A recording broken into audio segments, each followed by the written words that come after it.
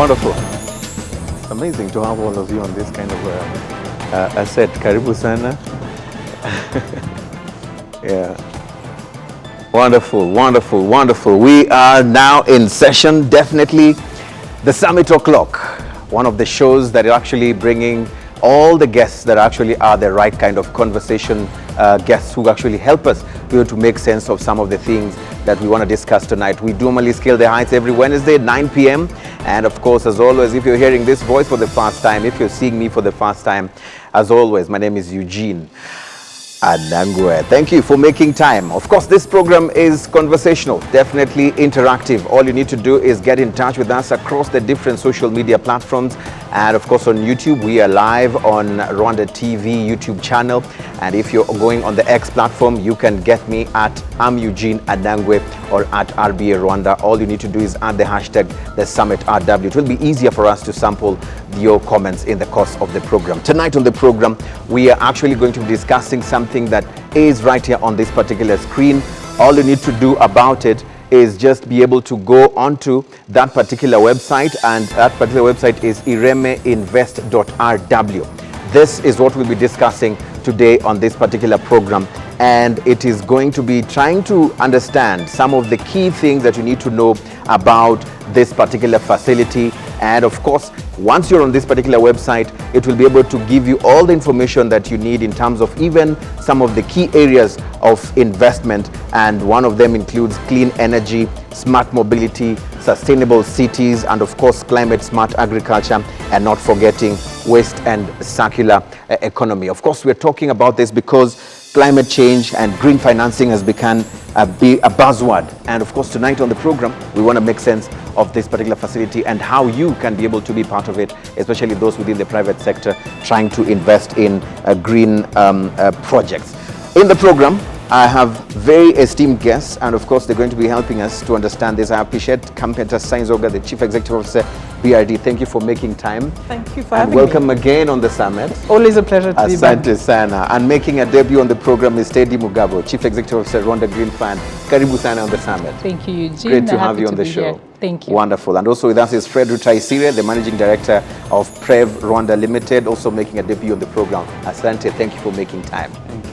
Right, I want us to have this conversation and start by trying to first of all understand, because this is a joint partnership between BRD and Rwanda Green Fund. I want to start first of all with the money. Actually, both of you have the money. Eh? You wouldn't be here. You wouldn't be here. Appreciate. I want to understand first of all the significance. What actually drives the coming up of such a facility, and what's the end goal before we even get deeper into it? No, thank you, Eugene. It's a very good question. So Teddy here has been raising funding for green finance for 10 years. And BRD is one of the last kids on the block when it comes to green finance.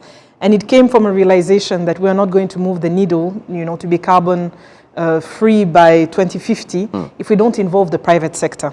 So the Rwanda Green Fund approached us and said, you are serving the private sector, you're the development finance institution of Rwanda. Why don't we partner and raise some funding together for the private sector? So that's how it started, with a realization that Rwanda has always been at the forefront, whether it's policy, whether it's public sector interventions. We've heard about reforestation, different policy. I think we're the first ones actually to ban, among the first ones to ban plastic bags. But all these, then what's the role of the private sector? How do we onboard the private sector? And as you know, as BRD, we like a new challenge.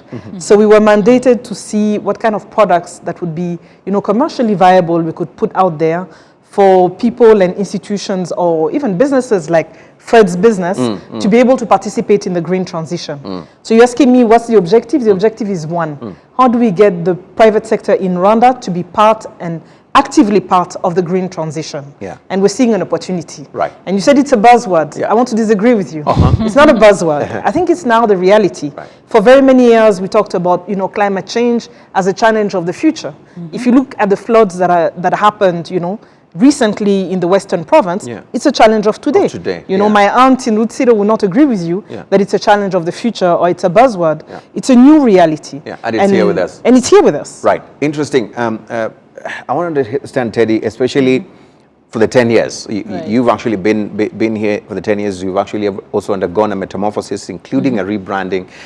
And a lot of the work that has been done over these 10 years is quite interesting. And I want you to just take a few steps back, even before getting into the Ireme Invest facility, and try to paint a picture for us in terms of the evolution of green projects, green businesses in the country. I remember when we talked years ago, there was a challenge even in formulating the proposals that were ending on your desk.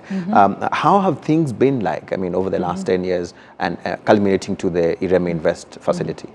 Thank you, Eugene. I think before I even talk about the project, I really want to also emphasize the priority that the government has taken, looking at the climate change posing, being a big, posing huge impacts on key sector priorities of the government. So it was really important that one, a financing vehicle is set up to really play the role of resource mobilization. So I think it starts with policy. So policy is very clear. We want to develop in a climate compatible manner, but we're not choosing between development and climate, because if we don't do it, then climate change is going to impact the development aspirations.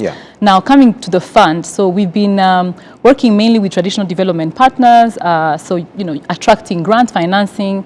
And it's been a journey. One, I think it's on the knowledge gap. So when we talk about green, whether it's a green project or green financing, that comes, it's too technical. So we want to make sure that we're also not greenwashing. So what does green mean in the agriculture sector? What does green mean in the transport sector? So usually it comes with this innovation, there's technology, new technologies. How do we make sure that we're capturing water when there's too much rain?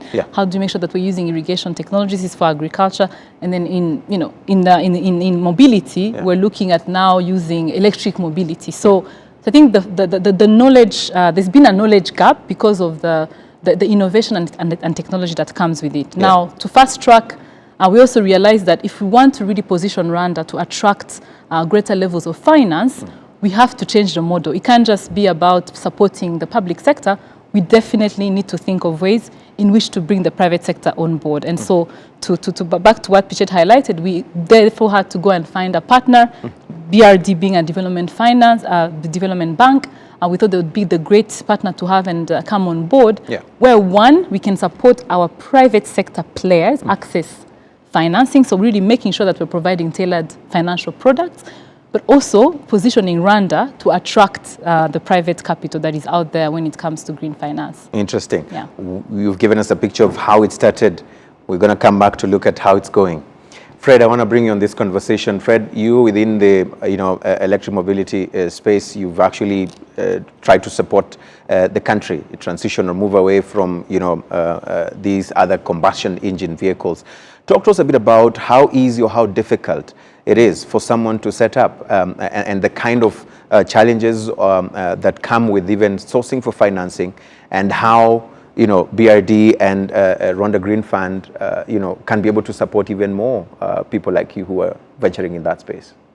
Thank you very much. I will first start by saying what is Priv Rwanda. It's a private company that does sales and lease of electric vehicles. So it actually deals with e-mobility. So as you were saying, transition always takes, it involves so much considerations. You have to consider both ways. So if something is coming as a new thing, it becomes so challenged in different arenas or aspects. But coming back to the finances, we started in 2022, and that is when the government of Rwanda has introduced this green agenda and being supportive to this thing. And it became our driving force, our motive, as the government was so willing to support this thing, and we found it so interesting to dive into the green agenda. And that's when we came up with the idea of bringing in the electric vehicles, as we have seen that they are viable. It's possible to have an electric vehicle and it operates as even more effective than the diesel cars. Right, Yeah. right. We'll come back to talk a bit about that, especially even the financing that you got in terms of supporting the business. I want us to talk a bit about the areas of focus, the areas of investment. We touched a bit about them in the intro, but I want us to try and delve a bit deeper into them. Let's try to pick these specific areas. Why these areas? Of course, we know we want to be able to transition within those key priority sectors. But let's talk a bit about the end goal and where we are at the moment in terms of even the uptake by those you're targeting to actually bring their projects for financing or for support in that space. So the areas were actually targeting two things. One, the sectors that contribute the most to pollution locally, but also the sectors that have the highest potential for growth going forward. So you may not be a sector that pollutes a lot, but we see this is a sector that's going to be key for economic transformation. Yeah. So I'll give you an example. Green buildings, sustainable cities. Yeah. BRD is, of course, very involved in investing in commercial building and social infrastructure building. Are they the largest polluters in the world? Probably not. But when we see the infrastructure and the construction boom that is currently happening in Rwanda for the past 30 years, and we know it's going to continue. So we want to make sure that all the new buildings that are coming up, as much as we can, should become green and climate resilient buildings. So that's one example. Yeah. You have other areas where we've been very involved in the past. For example, clean energy. In our case, BRD has been, I would say, the entry point for the private sector for solar panels and access to hydro, for small hydro. We've been financing a lot. I'm sure you remember the China Challenge, that we did, and some other small hydros that we funded. So we really want to push and continue to push in this area to make sure that our energy mix can be as green as possible. So two things. One is adaptation and mitigation from a climate point of view, and also economic opportunities going forward. I mean, I like what Teddy said. We don't have to choose between development and climate, being climate considerate, right? And I'll give you an example. I mean, I'm very happy, of course, Fred was my first client, and my second client was actually a private institution, which is ULK, that wanted to build hostels for students. So they already had it in the plan to build hostels for students. And we approached them and say, can we offer you Ireme with the technical assistance, with the credit facility, with the whole panoply of support? And can we agree that this hostel becomes green? Yeah. It will still serve the purpose, but it will kill two birds with one stone. Yeah. At the beginning, they were wondering what's the additional cost. We did the numbers together. And in the end, they were super excited. The founder is now our biggest promoter of Ireme Invest. So it's also showing our private sector very concretely. Yeah. You have a dream, you have a project. We're not asking you to stop your dream or your project, but we're holding your hand to make sure that you can add another layer of sophistication that is supporting, the government objective at large. Right. And as you say that, something's come to my mind, because what I've heard also in certain panels, especially those who are doing green investment within the real estate space, sometimes when it comes to the end consumer who's trying to look at something that is affordable to them, there's always been that argument that, this housing is a bit expensive because it is a green, the materials used and how it has been done adds the cost to it. Let's demystify this from So it's true, It is Eugene. true. Yes, it's not a myth, it's true. And this is why Ireme Invest is subsidized. Yeah. So what we're doing is saying, okay, if you build a normal, vanilla building, you'll get your interest rate probably at 15%. Yeah. The cost of adding the green component may be 1 to 2%. So what we're doing now is saying, let's do two things. One, reduce your interest rate to 12%, depending on the duration of the loan. That even more than offsets the additional capital investment. Yeah. And then two, we're saying any cost that is additional related to greenifying, so it can be, engineers, architects, advisors, we're going to cover that for you under the technical assistance window. So in terms of changing your project, if you're already far advanced, we'll cover the cost of kind of bringing you back a little bit. And then two, we're going to make sure that you recoup the initial additional capex through a cheaper loan. So this is why if you go to a bank today and you want to build a building, they'll probably price you, you're a big man, so maybe they'll give you 15.5, Maybe you won't get 16, you'll get 15.5. But if you come to us and you apply for your Ireme credit line, you'll get it at 12. Right. The other thing is we can give you a grace period, tell you for 2 years, just pay interest until you you've managed to get the cash flow that also softens your landing as you start your business. So the way we've designed the product, Ireme Invest, is to take into account the fact that there may be some additional capital investment for you, and we want to offset it for you. Right, right. Interesting. Teddy, you want to jump in? What exactly is the role of the Rwanda Green Fund in actually the whole Ireme Invest project? Because some people will be like, okay, the bank is giving the money. Okay, what about lending the money, not giving? You have to be clear on that. Thank you. Yes. Yeah, what was the role of the Rwanda Green Fund here? So maybe to take a step back and explain, what is Ireme Invest? Because we get asked a lot, who's managing, who is it, BRD, is it the Rwanda Green Fund? So Ireme Invest is pretty much, we describe it as a one-stop center, to support green businesses. So it has two main windows. It has a window that sits under the Rwanda Green Fund, which is the project preparation facility.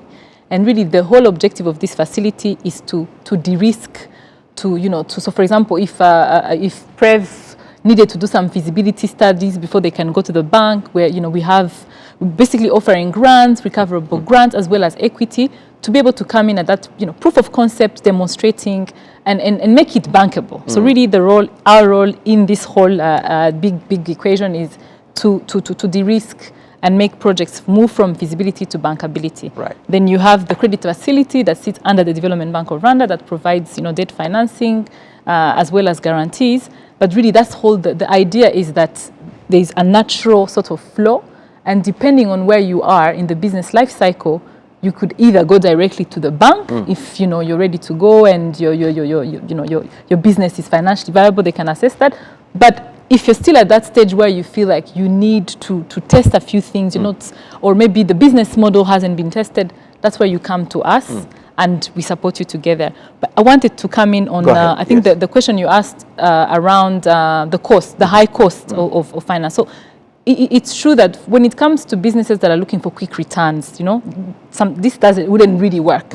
But I always tell, some of the developers that come to us, so for example, the green building, or when you say green building, obviously you're looking at energy efficiency. So I think sometimes businesses also need to take into consideration the upfront cost needed is going to be high, and you're going to have to access. But you reduce maintenance costs. But if you look at the the maintenance, but also the cost of electricity. If let's say instead of getting diesel generators that are costing you this amount. So I think for me it's also how do we change the conversation from just let us not be short-minded. Look at your business over a long period of time, and then if you really do that, you can also see the cost savings that you're able to do due to an improved technology, which might cost you a lot. But then again, we have the support available through the various products to get you there. Right. I'll come back to ask. And in many sectors, by year 3, you actually run a surplus. To Teddy's point. Right. So if you look at saved all that you used to use. Like if you add the costs, the additional cost minus the savings, by year 3, it's actually a positive result. Right. So it's not even that we're asking the businesses to wait 15 years. It's if you look at e-mobility, if you look at green buildings, it nets off fairly quickly. Fred, I want to bring you in on this conversation and just try to understand from an investor perspective within the private space coming into the key priority sector areas. When you put your ears on the ground, what do you hear in terms of the main challenges for those who intend to join or be part of this kind of investments? What are they saying in terms of their biggest challenge that these two amazing ladies can say, that one we can fix even now? Thank you very much. I think the first thing, the first challenge I have realized in the community, the first main thing is the change of mind. That's it. People are still challenged in mind. They don't believe that this technology can be adapted and can work better. So the first thing, the first step, which the government is actually putting much effort in, is just this kind of sensitization, mobilization, making the community of Rwanda know that this is a possible thing, and this is so beneficial to the whole and the entire community. Right. So the second thing is, of course, as I was saying in the beginning, when you're making transition from this point to this one, people they are used to this, they are used to diesel and this kind of cars, this normal technology we normally use. But if you're making to a transition from this point to here, then you have to expect that people will not get used to this at the moment. Yeah. But what we have to keep in mind is that BRD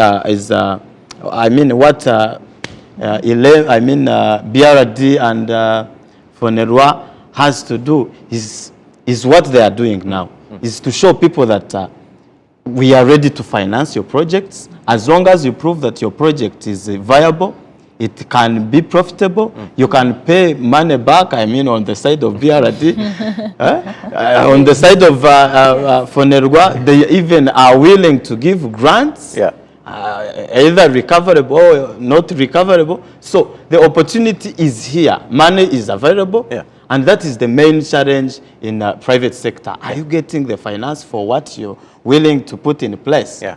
That is where the point is. Yeah. But the finance is here. People are willing to finance your project. But are you capable of proving that your project is viable? Is viable. Yeah. Yeah, interesting. And I want to understand also from where you said the mindset part, they're trying to come up in terms of being available to speak about these issues.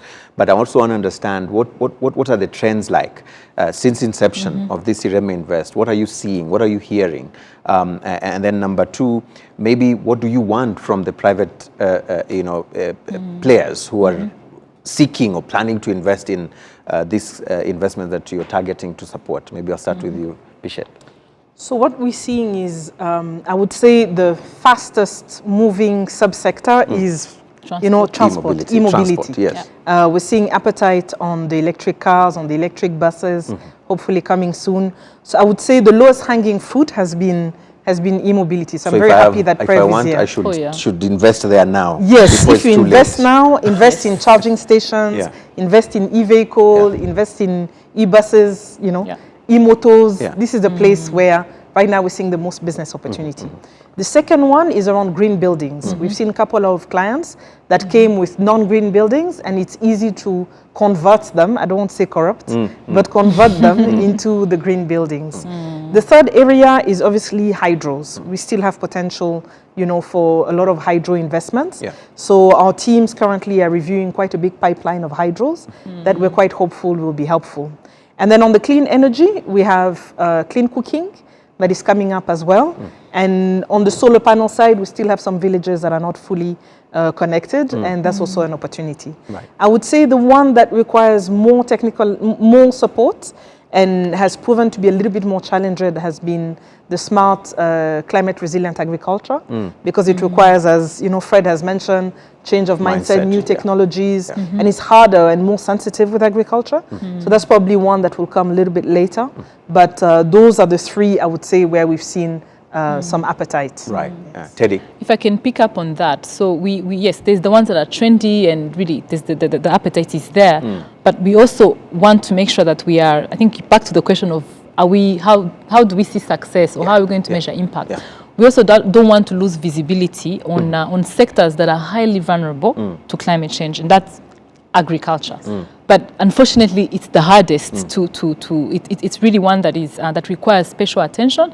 And actually, in about 3 weeks' time or to a month, we're also going to issue a call for application dedicated for the agriculture sector. So just to say that we want to be we're very, very intentional in that. Yes, there's the opportunities and the ones that are going to really take off easily, but we're also not going to lose visibility on where do we really need to put the support.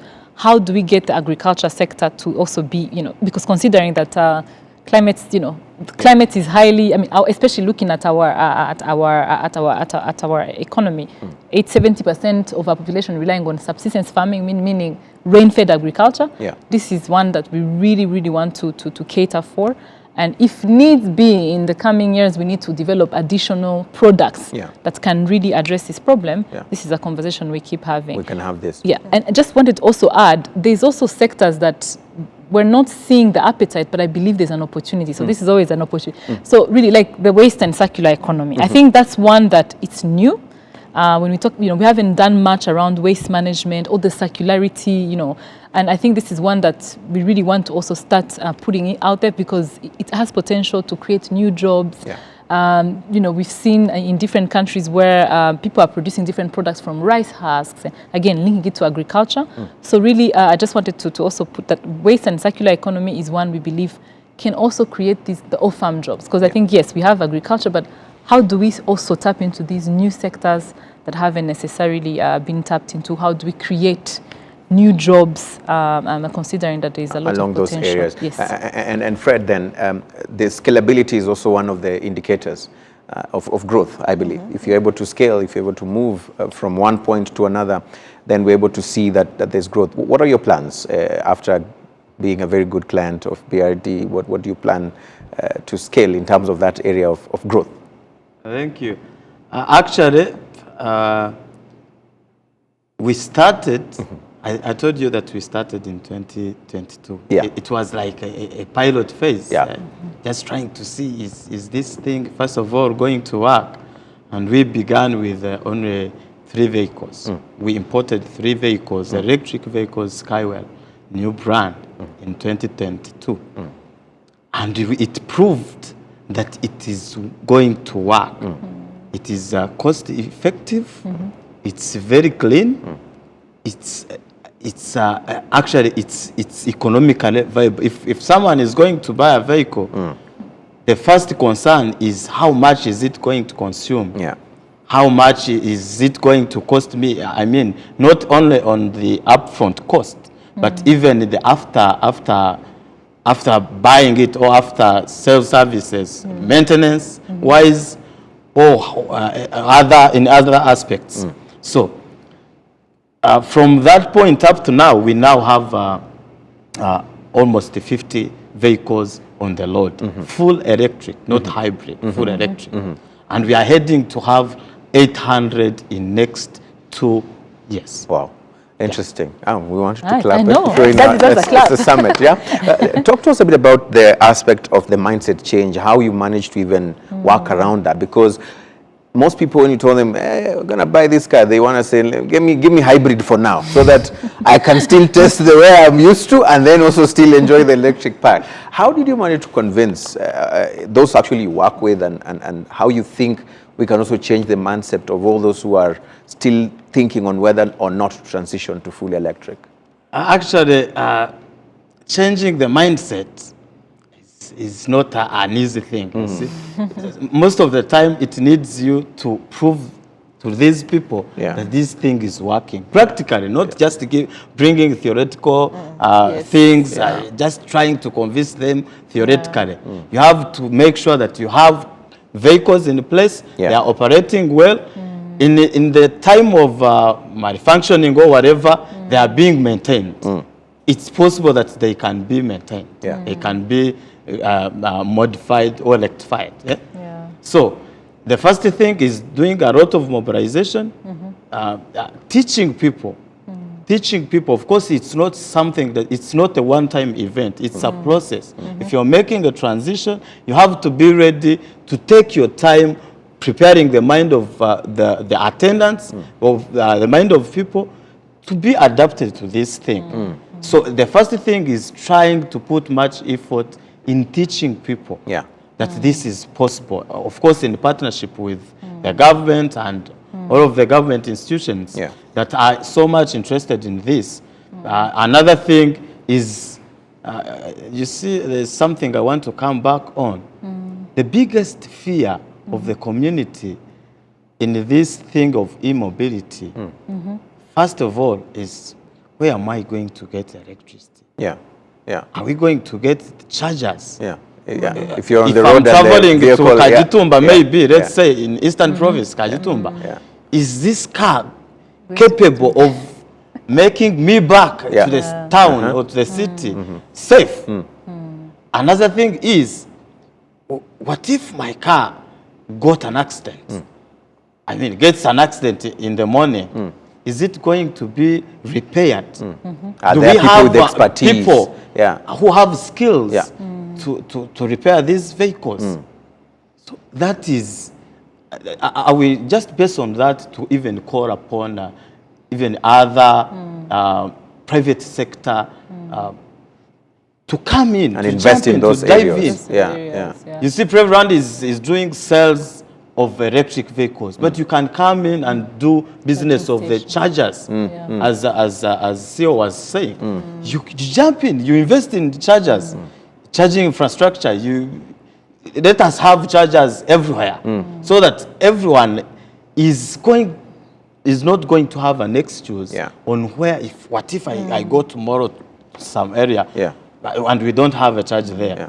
And another thing, the good thing is that also Fonerwa is investing in capacity building, is willing to support capacity building, to make people run and have these skills that will help us maintain what we are heading to achieve. Right, interesting. So, Eugene, can I interrupt? Yes, Sorry. please, go ahead. Just to put that into perspective, really, just to give you the picture. We have Prev that came, I don't know how many years ago, you said 2002. 2022. They have an idea, right? Now, I'm just putting it into perspective, but vis-a-vis Ireme Invest. They come with an idea. They come to Ireme Invest. Because it's an idea, they're directed to the Rwanda Green Fund that has the project preparatory facility. They come and say, hey, we have this great idea. We first want to pilot and start off with 5 cars. We say, okay, we give you a grant, go test. While you're testing, you're engaging people because people need to see. I think really it's the piloting and they need to see. Now, if that stage is successful, they can move on to the next stage where they come and say, okay, we're not ready for the bank. Let's see, let's scale a bit, or So we want to move from five cars to 50. We give them a recoverable grant because now they've tested. We give them a recoverable grant. Now, once that phase is successful, we then say, okay, you want 800, you said 800? 800 cars, you're ready for the bank. Go to the bank and get a line of credit. So really, I just wanted to put this in, because I realize sometimes when we are talking about these different products, it becomes difficult to put it together. Yeah, but really the idea is that we want to support you from ideation to incubation until you scale and are able to go to the bank. There's a part I want you to repeat clearly. You're saying if someone has an idea, you actually have a space that actually builds those ideas into something better in terms of, where I was probably not ready, in terms of the areas I was not capturing properly. You're able to support in making those ideas much better, and you go on top of that and give grants. Exactly. To try or put you in a trial phase for that particular project. I wanted that to be very clear. So that at least someone who's watching and probably is now getting enticed. And then now for BRD, maybe someone now is ready and says, look, I've been thinking about the battery chargers, the charging ports, and all those kind of areas.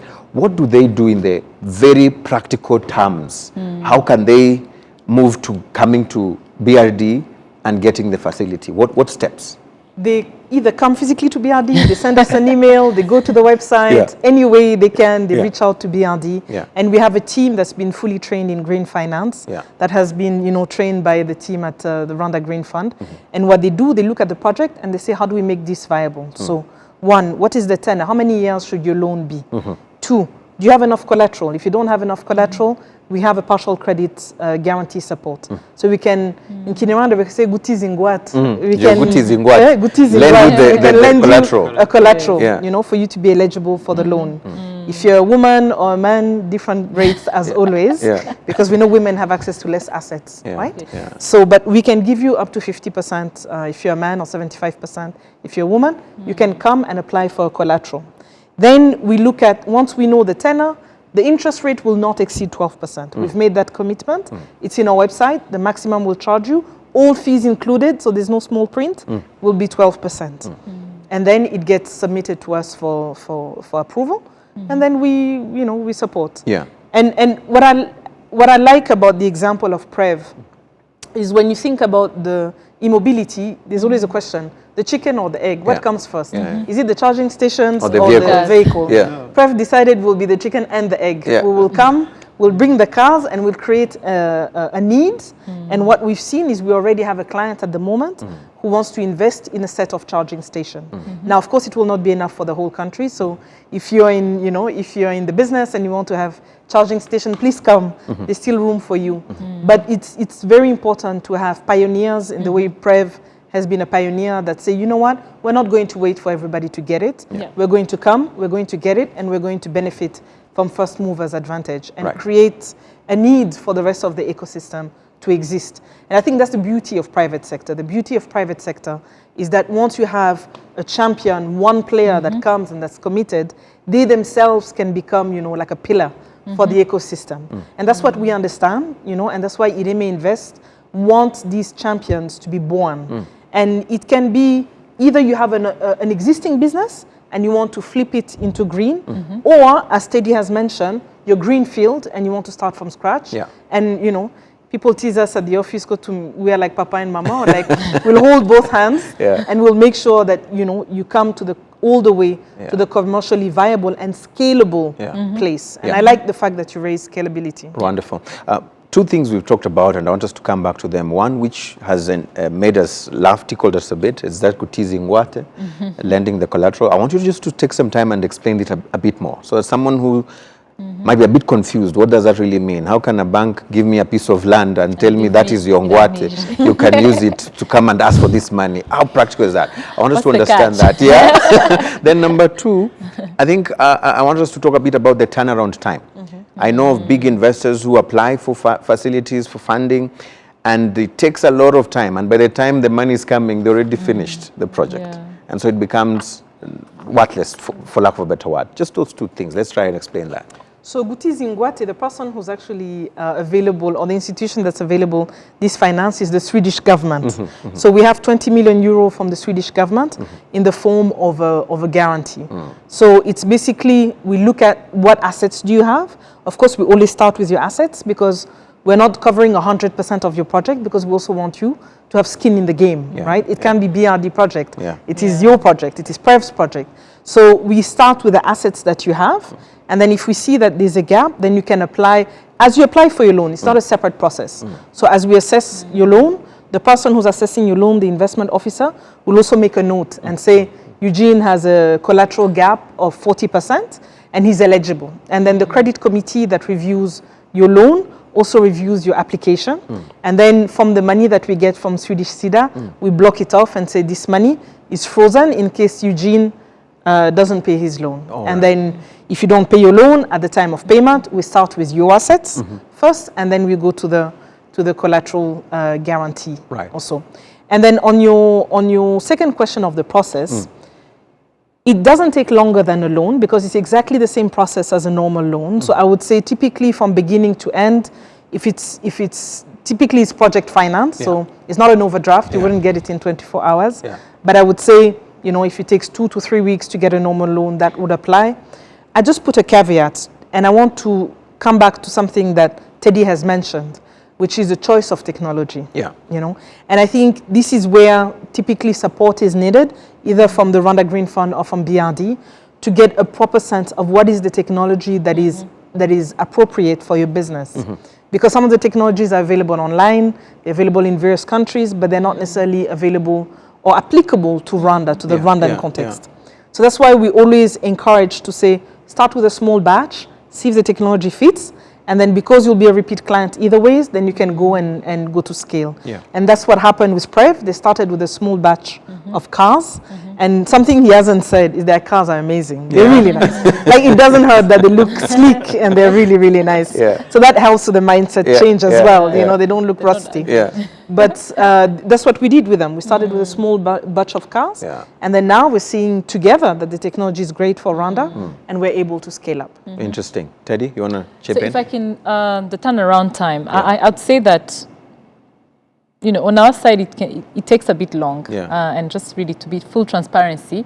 But and this is because of the technical expertise. Back to the issue of the innovation and technology that sometimes is required in some of these projects. We have to make sure that we have, you know, even the expertise on our side. Do we have a technical expert who can review and assess? Is this something that has been tested in Rwanda? It could be a technology that's, you know, someone is using in India. But so I think that's an area that we would like to maybe, you know, move quicker. But the challenge has also been, you know, because we need to ensure that the due diligence, the availing the expertise. So for example, right now when you look at Ireme Invest, it's several sectors. We're talking, I don't know, 6, 7 sectors. Even, you know, making sure that even at the fund or in BRD, to be honest, some of this expertise you can't even find it in Rwanda. Yeah. So I think as we really, as we move and make sure that that we're providing support better, we also want to ensure that really we're solid on the expertise that we have, across various sectors. Right. Because it's new. The green transition is also not. Yeah. Just always want to make sure that let's not make it sound like we're ready to move tomorrow, because one thing that we cannot afford to do is greenwash. So we cannot, Ireme Invest has to support green investments. So we have to make sure that the investments that we're supporting are green, and that's the part that we want to really make sure that the due diligence is done right. And to add on this, there's a green taxonomy, so new big word. But over the years, we also haven't had a clear definition of what green means. Sometimes you call it green, sometimes it's sustainable finance. But even when you ask different people, like what does green in mobility mean? Yeah. So right now at the Ministry of Finance, there's work that is being conducted to develop a green taxonomy. This is pretty much defining what green means across sectors. Right. Then this becomes sort of like a clear eligibility criteria, whether it's for the developers. They have to make sure that, actually something we didn't talk about is that Ireme Invest has an eligibility criteria, which defines what areas we're going to invest per sector, but also to be able to ensure that we're not greenwashing. Right. And the eligibility criteria on the website. So if you're wondering if It's your idea is green or not green, feel free to check jump them in out and on iremeinvest.rw. And either knock yourself out or actually find yourself Exactly. Exactly. Right. Exactly. Fred, I want to ask you, especially because Rwanda now, we're not thinking local, we're thinking global. And everything we're doing, we actually also think, what can we do out there? I want to understand, within your plans, are there any plans to try venture in other markets that are also pushing for sustainable growth, green growth? Is there any plan for that, or is it still too soon? Currently, at this moment, we are still focusing on just making this smart mobility idea first expand in our country. Right. And go to be adopted, and people get to be used to this, and then afterward, why not? We expand to East African region, and even we extend more to abroad. Interesting. Yeah. And we have seen companies that have started here. I mean, B-Box, which is one of our clients, as well as BRD, started here and is now expanding to the world. And recently they moved their headquarters to Kigali. So it is possible, I think, to add to Fred's point, to actually start from Kigali and then expand to the world. As a proof of concept. As a proof of concept. Yeah. So it's ampersand, actually. Same. Started here, now they've expanded to Nairobi. But I thought that was a great question, considering that, we also have the Kigali International Financial Center. Correct. That's actually, the two areas, the focus areas. One is fintech and the other one is sustainable finance.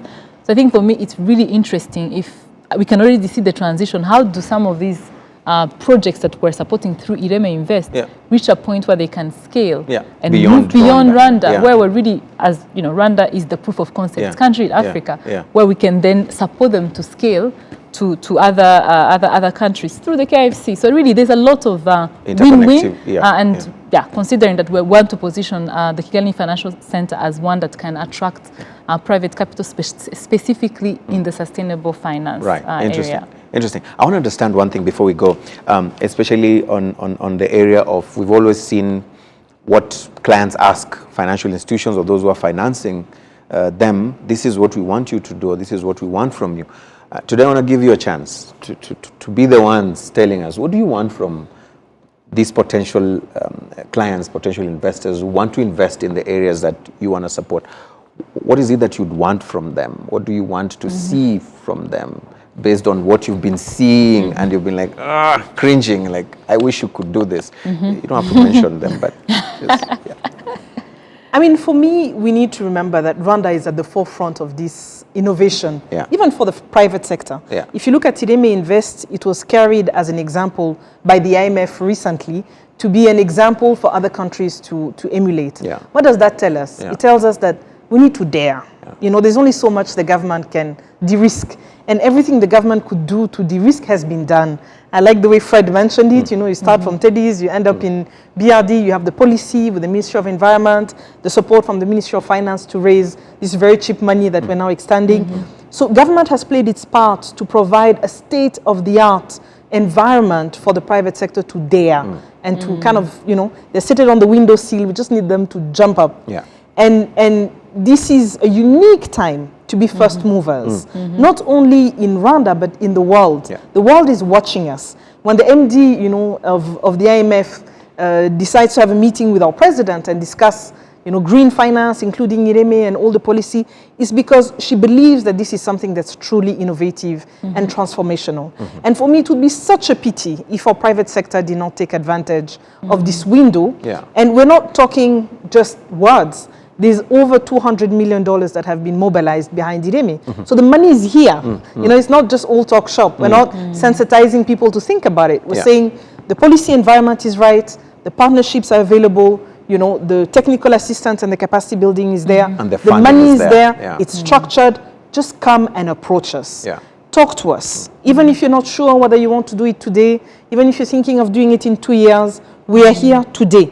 Come and talk to us today, and we can help you structure your idea into something that is commercially viable. So my message would be, one, please dare and come, and we're here for you.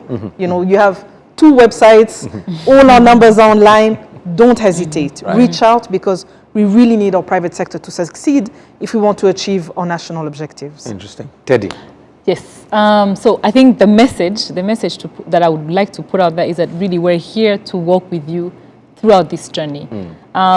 You know, one, we don't, you know, I wouldn't argue that it's new. So new means, again, it comes with its own challenges, the mindset, and that's where we've been very, very, very intentional in coming up with, you know, tailored financial products. Really want to emphasize that when we're designing Ireme Invest, we started with understanding what are the challenges in the local, you know, what are the challenges that exist when it comes to accessing finance, and then we add a layer of green finance, because that makes it even more complicated. So really, just to say that we know that it comes with knowledge, you know, we need technical assistance and mindset change, but the message is we're here to work with you, to walk alongside you. So please don't miss out on this opportunity. Thank you. Right. Fred, what would you tell, or what would you want your fellow private players, you know, within the space that wants to invest in sustainable, you know, growth, and they still haven't made that choice? What message do you have for them? Thank you. I like the word you're using, fellow private players. Yeah, I used to hate the word competitors. Because they are fellow private players. And I would like actually to tell them that what are they waiting for? You see, it has been said that every part is trying the level best to make this thing easy to work. So the remaining part is for us, private sector, to go beyond our fear boundaries and just jump in and come and we drive this thing together. So this normally where there is challenge, it's where the business people sees the opportunity. If there is a challenge, then you have an opportunity to jump in and solve that. I mean, bring solution out of that thing. If we are being challenged by the community that these cars, we don't have garages, maybe, maintenance centers. Why don't you come up? Instead of staying behind complaining, but this thing is not going to work, come, let us do this together. Jump in, build the standard maintenance centers, and then we drive e-mobility. We make it happen to have electric, smart vehicles in Rwanda. Right. It's possible, I have accessed the credit facility from BRD. We are the first beneficiaries of that. Yeah. We know that it is real. It's true. They did not pay us. They did not pay us to come and just do this. Like we are advertising for them. It's something real. We have accessed. We have the money. It has helped us increase our fleet on the road and invest in the charging stations. We have charging infrastructures that are being facilitated by the money we got from BRD. So it's real. What they have to do is just to made up with their mind. They come, we partner together, we make this happen in Rwanda. Right. Thank you. I like that. Very powerful. I mean, I want to understand also, maybe advance the conversation a bit and go to what is now a global conversation from a continental perspective, and that has been climate financing from an international perspective. I mean, President Ruto and other African leaders have been on the forefront trying to talk around the area of remodeling this. And I want to understand from you, Pichet, maybe what is the conversation like? You've all been attending this climate events. What's the conversation like? Where should we go? Where should this debate go? Where should it end? So I think for me, there are probably 3 points. One is the quantum of money that is available to green finance. There's the big number of 100 billion that has been discussed. Is that proportionate to the need? Definitely not. So I think the first issue is around the quantum of financing that is available, especially for developing countries. The second issue is about the pricing, because one of the reasons why we've managed to price it at 12 is because we had to do unbelievable acrobatics, Eugene, to be able to price it down. But if I look at the money that I've received as BRD and how long it took us to get it is not commensurate to the so-called commitments at the global level. So there's an issue. If you know that developing countries have not contributed to the state of the world today, but you want them to still borrow at commercial rates to be able to reduce their carbon emission, it's unfair. There's a sense of injustice. And I must tell you, when we were fundraising, for me, that really struck me, because you have more money available for, other sectors than you have for green finance when it comes to access to concessional funding. So there's a disconnect there. You can't say, we want you to play your part, but we want you to pay a premium, because we know African countries pay a premium on commercial lending. So the world needs to get that balancing right. And I think, through the conversations chaired by our president, by other presidents in Africa, by Prime Minister Mia Mottley, the sense of unfairness in terms of pricing is coming through. And then the third thing is around structuring. If you look at the way the global climate finance is currently structured, it's fairly backward. They still think of a cute little project in a cute little district with lots of M&E requirements, and that's not what FRED needs. FRED needs flexible funds available now. So if it takes, and this is not a theoretical example, BRD applied for certification and funding from the Global Climate Fund, and this was 2019. We're in 2024. We still haven't received the funds. So if we say the climate change is an urgent need, and it's the challenge of today, it can take 5 years to access this funding. Now, luckily, I think this is also starting to be addressed.